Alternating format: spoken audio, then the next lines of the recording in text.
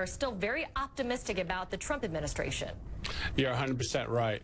But today's rally was because of the Trump administration. You had the Secretary of Treasury come out today and say they want to get these tax cuts that Wall Street's been waiting to hear by August. If that's possible, that'll be a big push till the summer. I think you'll see the market continue to go up. But the second part, the numbers around the world are getting better. I mean, the general feel on Wall Street is things are really getting better. Earnings, which the Wall Street loves and follows very closely, are beating by about 8% this quarter. They're up. We have good news out of the oil industry. The oil industry was good today. That was up. So overall, the market's doing better even without Trump. So we're having a nice little rally here. It has legs. It'll probably continue for a while.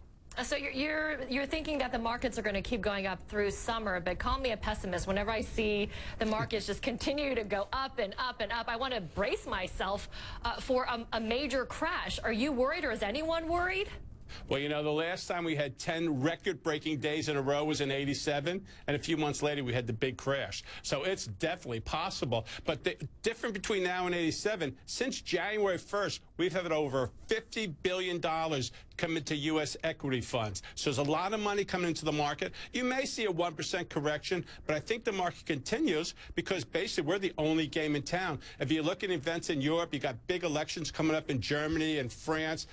That could disrail some events over there in Europe, and money keeps continuing flowing here. So I think overall you'll see a big inflow of money into the U.S. market. You know, it's the best house in the worst neighborhood, so they say. So I think this will continue till the tax cuts. Once we get a firm heel on the tax cuts, then there is reason to sell. And remember, inflation's firming up, which is a good sign. You hate inflation to firm up when things are bad, but when they're going good, that's a good sign.